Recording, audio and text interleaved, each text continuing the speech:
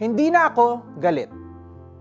Sa sobrang tindi ng kanilang pagtatalo, padabog na binagsak ni Jose ang mga plato sa lamesa. Hindi na ako babalik dito. Mga wala kayong utang na loob. Sigaw niya sa pamilya. Kasabay ng malakas na pagsara ng pinto.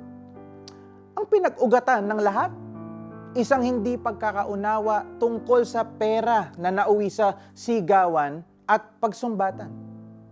Conflict is inevitable. Lalo na sa mga taong pinakamamahal natin, di ba?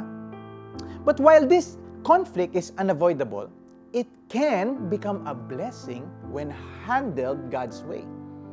Kapag ang gulo ay naayos sa tamang paraan, maaari pa itong maging daan tungo sa mas malalim na pag-uunawaan. So, how do we deal with conflict God's way? Madalas ang turo sa atin ay huwag magalit. Pero linawin natin ito ayon sa Biblia.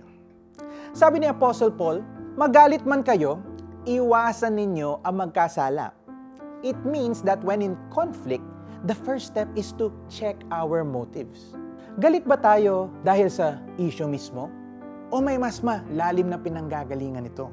Tulad ng nasaktang pride, unmet expectations, o simpleng pagod?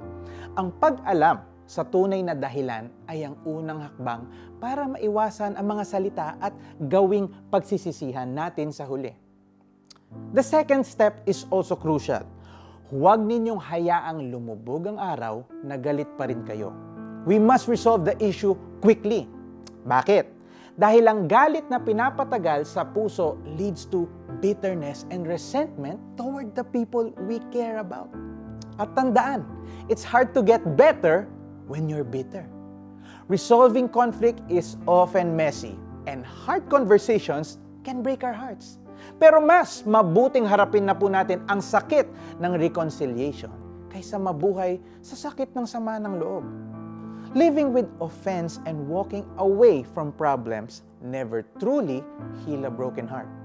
Sa huli, ang mensahe ng Diyos para sa pusong nasaktan at sa nagkasala ay pareho. Alisin ang galit, matuto magpatawad, at humanap ng daan pabalik sa isa't isa. Pray po tayo. Lord Jesus, help me to release my anger toward people who have hurt me. Allow me to forgive and reconcile with them, especially with the ones closest to my heart. In Jesus' name I pray. Amen. Reconciliation starts with forgiveness. Pwede mo itong simulan by praying to God about the person and forgiving him or her from the heart. And after that, you may ask guidance from the Lord about the steps to reconcile. Kung magagalit man kayo, iwasan ninyo ang kayo'y magkasala. Huwag ninyong hayaang lumubog ang araw na galit pa rin kayo. Ephesians 4:26. This is Jericho Arceo saying, be better, not bitter.